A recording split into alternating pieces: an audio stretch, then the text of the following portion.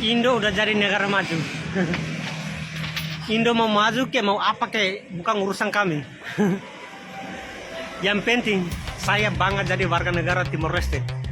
Tengah malam itu Indonesia sudah memasuki wilayah Timor Leste dan dijajah lagi oleh Indonesia selama 24 tahun. American money.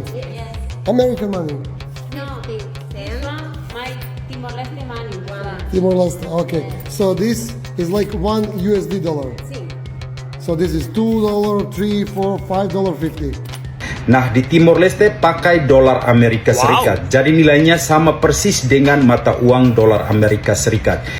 Pernah nggak sih kamu kesel gara-gara harus tukar uang tiap kali mau keluar negeri? Kena potongan admin, kurs naik turun nggak jelas. Belum lagi was-was karena nilai tukarnya bisa beda pas berangkat sama pas pulang. Ribet kan? Nah, ada satu negara di dunia yang kayaknya saking capeknya sama masalah itu, mereka ambil jalan paling ekstrem. Mereka nggak pernah repot-repot mencetak uang kertas sendiri. Padahal negara ini merdeka penuh. Ada presiden, ada bendera, bahkan ada bank sentral. Tapi uang yang dipakai rakyatnya buat beli makan tiap hari itu justru mata uang milik negara lain. Dan yang bikin ini makin ganjil, itu bukan karena mereka nggak mampu bikin uang sendiri. Negara yang saya maksud itu Timor Leste. Dan yang bikin geli, keputusan mereka nggak nyetak uang sendiri itu bukan soal ketidakmampuan. Ada alasan yang jauh lebih strategis di baliknya. Nanti kita bakal lihat, keputusan ini justru berkaitan langsung sama sesuatu yang baru saja terjadi di tahun 2025, yang bikin posisi Timor Leste di kawasan berubah total. Simpan dulu pertanyaan itu di kepala kamu. Oke, mundur sedikit. Tahun 1999, wilayah ini, yang waktu itu masih disebut Timor Timur, resmi lepas dari Indonesia lewat referendum. Sebelumnya, mereka pakai rupiah, sama seperti daerah lain di Indonesia. Tapi begitu pisah, semuanya harus dibangun dari nol. Bukan cuma pemerintahan, bukan cuma gedung-gedung yang rusak parah pasca konflik, tapi juga hal yang jarang orang pikirkan. Sistem uang. Sekarang coba pikirkan logikanya begini. Kalau kamu baru bikin negara, terus tiba-tiba nyetak uang kertas sendiri dengan gambar bendera baru, itu nggak otomatis dipercaya orang. Uang itu cuma kertas kalau nggak ada yang mau nerima. Supaya orang percaya, kamu butuh bank sentral yang benar-benar solid, cadangan devisa yang cukup tebal, sistem perbankan yang jalan, dan yang paling susah, kepercayaan, baik dari rakyat sendiri maupun dari dunia luar. Timor Leste, di masa-masa awal itu, nggak punya satupun dari itu dalam kondisi siap pakai. Coba bandingkan dengan negara-negara yang pernah nekat nyetak mata uang baru, padahal fondasi ekonominya belum siap. Begitu kepercayaan publik goyah, nilainya bisa anjlok dalam hitungan bulan, harga barang melonjak, dan yang paling kena dampaknya bukan pejabat atau pengusaha besar, tapi orang biasa yang tiba-tiba gajinya nggak cukup buat beli kebutuhan sehari-hari. Timor Leste, dengan segala keterbatasan pasca konflik saat itu, sepertinya sadar betul risiko semacam itu. Jadi daripada gambling dengan mata uang baru yang belum tentu dipercaya siapa-siapa, mereka pilih jalur yang kelihatannya membosankan, tapi jauh lebih aman buat fondasi awal. Jadi ketika PBB masuk mengelola masa transisi di tahun 2000, mereka langsung menetapkan dolar AS sebagai alat tukar resmi. Dan ini yang menarik, bukan cuma kebijakan sementara. Waktu Timor Leste akhirnya merdeka penuh di tahun 2002, dolar tetap dipertahankan, bahkan sampai sekarang lebih dari 2 dekade kemudian. Kenapa nggak diganti begitu? Ada kesempatan? Karena dolar sudah diterima di mana-mana, nilainya relatif stabil, gampang dipakai buat dagang lintas negara, dan yang paling penting, pemerintah bisa fokus urus hal lain dulu, jalan, sekolah, rumah sakit, tanpa harus repot bangun sistem moneter dari nol. Tapi ini yang sering orang salah paham. Timor Leste itu bukan berarti sama sekali nggak punya uang sendiri. Mereka punya koin lokal namanya centavo. Nilainya dipatok ke dolar, 100 centavo sama dengan 1 dolar, persis kayak sen ke dolar di Amerika. Ada pecahan dari 1 sampai 200 centavo.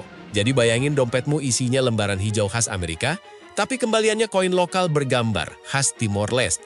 Campuran yang cukup unik, dan setahu saya nggak banyak negara di dunia yang jalanin sistem hybrid kayak gini. Nah, ini bagian yang menurut saya paling menarik buat direnungkan. Di satu sisi, pakai dolar itu kelihatan kayak solusi aman, negara kecil baru merdeka langsung numpang ke mata uang paling kuat di dunia. Tapi justru di situ letak jebakannya. Timor Leste nggak bisa nyetak dolar sendiri kalau butuh dana darurat. Kebijakan suku bunga yang berlaku buat mereka itu ditentukan oleh Federal Reserve, Bank Sentral Amerika, bukan oleh bank sentral mereka sendiri. Jadi kalau The Fed naikkan suku bunga karena alasan ekonomi domestik Amerika, efeknya nyampe juga ke Timor Leste. Padahal kondisi ekonomi dua negara ini beda jauh banget. Yang satu raksasa ekonomi dunia, yang satu negara muda yang masih meraba-raba arah pembangunannya. Bayangin analoginya kayak numpang tinggal di rumah orang lain. Kamu memang aman, atap nggak bocor, listrik nggak berpet, tapi kamu nggak bisa seenaknya renovasi ruang tamu sesuai selera sendiri. Aturan rumah ditentukan pemilik, itu kurang lebih posisi Timor Leste terhadap dolar. Mereka menumpang di sistem moneter yang aturannya dibikin di Washington, bukan di Dili. Terus gimana kabarnya sekarang? Setelah lebih dari 20 tahun, ini bagian yang bakal jawab yang kita bahas di awal tadi. Oktober 2025 kemarin, tepatnya tanggal 26, Timor Leste resmi jadi anggota ke-11 ASEAN. Ini bukan hal kecil. Proses pengajuannya sudah dimulai sejak 2011, artinya butuh 14 tahun penantian sampai akhirnya diterima penuh di KTT ASEAN ke-47 di Kuala Lumpur. Ini juga jadi ekspansi pertama ASEAN sejak Kamboja bergabung tahun 99. Perdana Menteri Timor Leste sampai menitikan air mata waktu menandatangani deklarasinya. Dan menurut saya wajar, karena ini penantian yang panjang banget buat negara sekecil itu. Tapi, dan ini penting, masuk ASEAN bukan berarti semua masalah ekonomi Timor Leste otomatis selesai. Justru sebaliknya, ini momen yang mempertegas tantangan besar yang selama ini agak tertutup euforia. Timor Leste itu ekonominya sangat bergantung sama satu sumber, minyak dan gas, khususnya dari ladang Bayu Undan.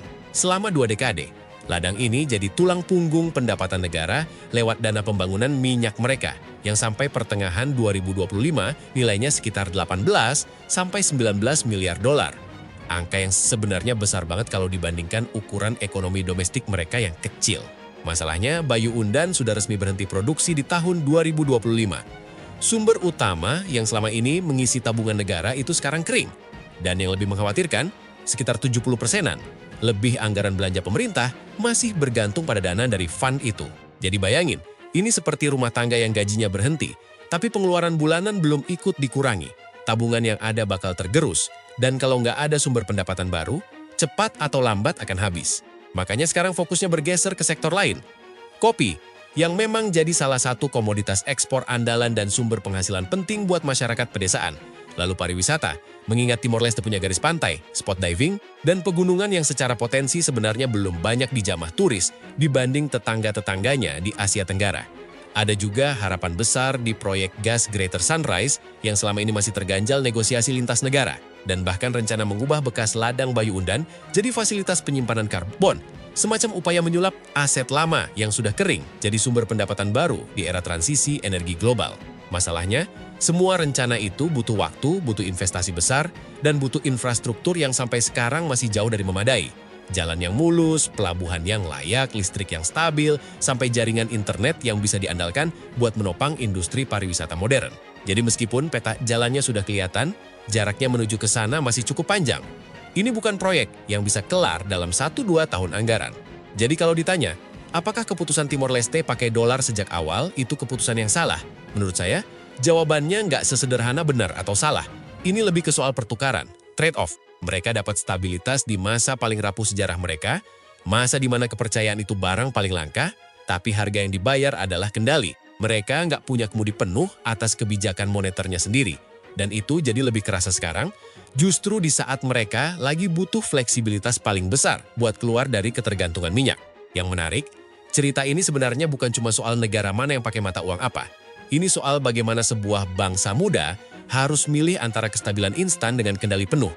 Dan nggak selalu bisa dapat dua-duanya sekaligus. ASEAN membuka pintu, tapi pintu itu cuma berguna kalau Timor Leste bisa isi ruangannya sendiri dengan sesuatu yang lebih kuat dari sekadar cadangan minyak yang sudah menipis.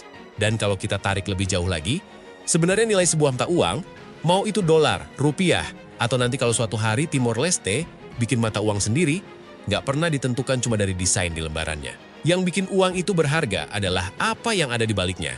Produktivitas warganya, kestabilan pemerintahannya, dan seberapa besar dunia percaya sama negara itu. Jadi pertanyaan kapan Timor Leste bikin uang sendiri sebenarnya kurang tepat kalau berdiri sendiri.